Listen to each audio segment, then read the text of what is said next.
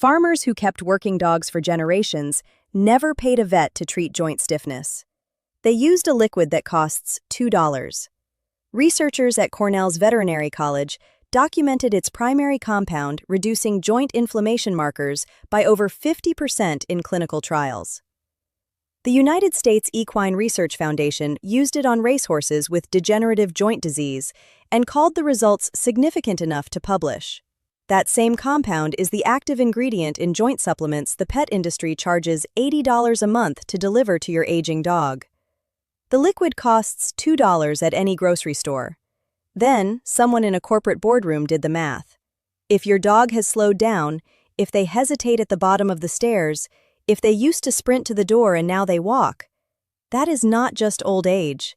That is a joint problem the pet supplement industry is charging $960 a year to treat. And there is a $2 fix that has been sitting in grocery stores the entire time. The liquid is bone broth. Plain, unseasoned, low-sodium bone broth. The kind you can buy for $2 a carton or make at home for almost nothing from scraps you would have thrown away. But here is what the $80 supplement bottle does not tell you. Bone broth made from collagen-rich joints, knuckles, marrow bones, chicken feet, releases a compound called collagen-hydrolysate during the long cooking process. That compound breaks down into specific amino acids, primarily glycine and proline, that the body uses to rebuild cartilage tissue directly. It also releases glucosamine and chondroitin in their natural food matrix form, which research suggests the body absorbs more efficiently than the isolated synthetic versions pressed into a supplement capsule. The pet supplement industry takes those same compounds, isolates them in a lab, and sells them back to you at a markup that funds a $3.2 billion market. And in a moment, I am going to show you exactly why every major pet supplement company has a financial interest in making sure you never figure out the $2 version exists. This is not new information. That is the part that should make you angry. Farmers in rural communities across the American Midwest and South have been adding bone broth to working dogs' food for at least 100 years. Not because they read a study. Because they watched what happened to the dogs that got it and the dogs that did not. A farm dog that got bone broth regularly through its working years stayed mobile longer. It kept doing its job. The dogs that did not get it slowed down years earlier. Farmers noticed. They kept doing it. That knowledge lived in those communities for generations before the pet supplement industry existed. Here is where it gets more specific. In 1997, a team of researchers at Harvard Medical School published findings on oral collagen hydrolysate and its effect on joint tissue in subjects with degenerative joint conditions. The mechanism they documented was direct. The specific peptides from hydrolyzed collagen were detected in joint tissue after oral consumption, meaning the compound was not just passing through the digestive system, it was arriving at the joint itself. In 2016, researchers at the University of Illinois published a study specifically on dogs, not humans, dogs, examining the bioavailability of collagen peptides from dietary sources. The findings confirmed that dogs metabolize collagen hydrolysate efficiently and that joint fluid markers improved measurably with regular dietary inclusion. That same year, the pet supplement market generated $1.6 billion in revenue in the United States alone. The research existed. The natural food matrix source existed. The $2 grocery store product existed. The industry continued charging $80 a month. If any part of this has already changed the way you see your dog's supplement bill, stay here. Because the part I'm about to show you explains exactly why this information never made it onto the label of any product at your vet's front desk. Here is the financial math, and it is not subtle. The pet joint supplement market in the United States is currently valued at $3.2 billion. The primary active ingredients in the vast majority of those supplements are glucosamine, chondroitin, and collagen hydrolysate, the same compounds present in slow-simmered bone broth at meaningful concentrations. A monthly supply of a mid-range joint supplement for a large dog costs between $40 and $85. The glucosamine content in a standard dose is approximately 500 milligrams. A single cup of well-simmered chicken bone broth delivers an estimated 100 to 400 milligrams of glucosamine in its natural form, alongside collagen peptides, glycine, proline, and hyaluronic acid. Compounds you often have to buy separately if you are purchasing the synthetic supplement stack.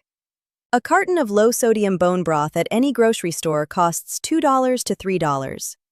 A large dog needs roughly half a cup added to their food daily. One carton lasts most dogs 4 days. Monthly cost: approximately $18 to $22 for the broth, and closer to $4 if you make it yourself from bones. Against $80 a month for a supplement that contains a fraction of the compound stack. They knew the research existed. They knew the food matrix delivery was documented.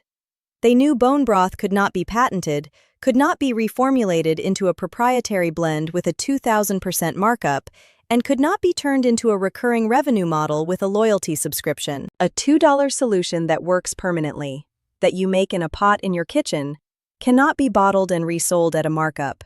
They knew. The math is not complicated. You do the math.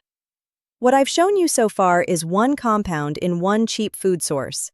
But this pattern, a natural food matrix solution that outperforms a synthetic supplement at a fraction of the cost, documented in research that never made it to the pet store shelf, this pattern runs through every single category of pet health products.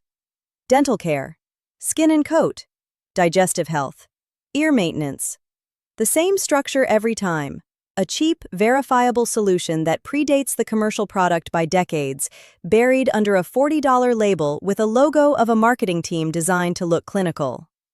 If you want the complete list, every cheap fix we have verified, species tested, and priced against its commercial equivalent, that is what the Pet Therapy Resource Library is built for. Every solution in it meets the same standard as everything in this video. It has to work.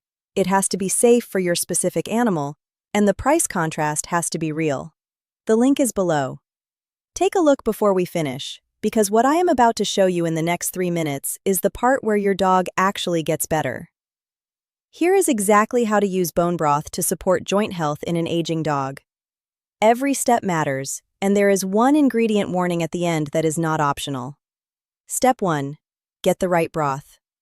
If you are buying it at the store, you need low-sodium bone broth. Beef or chicken both work. Read the label. The ingredient list should contain bones or chicken, water, and possibly vegetables. It must not contain onion, garlic, chives, or leeks in any form. These are toxic to dogs.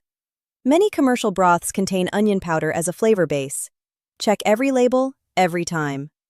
The brand does not matter. The ingredient list does. If you are making it at home, which gives you more collagen per cup because you control the cook time, use beef knuckle bones, chicken feet, or chicken backs. Cover with water. Add a tablespoon of apple cider vinegar, which helps draw the minerals and collagen out of the bones. Simmer for a minimum of 12 hours, ideally 24. Strain completely. Let it cool. The broth should gel in the refrigerator. That gel is the collagen, and it is exactly what you are after. A broth that does not gel after refrigeration was not simmered long enough or did not contain enough collagen-rich bones. Step 2. Dose by weight. For dogs under 20 pounds, 2 to 3 tablespoons added to food once daily. For dogs between 20 and 50 pounds, a quarter cup to a half cup once daily. For dogs over 50 pounds, half a cup to 1 full cup once daily.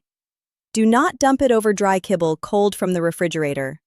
Warm it gently until it is liquid again, approximately 30 seconds in a microwave, stirred. Dogs eat better when their food is warm, and warming it back to liquid ensures even distribution through the meal. Step 3. Give it time. Joint tissue does not rebuild overnight. The research that showed measurable improvement in joint fluid markers was looking at a minimum of 6 to 8 weeks of consistent daily inclusion. Most dog owners who have done this report visible changes: easier movement, willingness to use stairs again, less hesitation getting up from a lying position, between 4 and 8 weeks. Do not stop at 2 weeks because you are not seeing a dramatic transformation. The cartilage is rebuilding at the cellular level. You will not see it happening. You will see the result. Step 4. The honest boundary. Bone broth supports joint tissue and reduces inflammation. It is not a pain medication. And if your dog is in acute distress, crying when they move, refusing to bear weight on a limb, swelling in a joint that appeared suddenly. That is a vet visit, not a broth situation. This channel does not position cheap fixes as emergency care. Know the difference. For chronic, age-related stiffness, the kind that builds gradually over years and makes an older dog seem like they aged 10 years in one winter, this is exactly the problem bone broth was used to address for 100 years before anyone sold a joint supplement.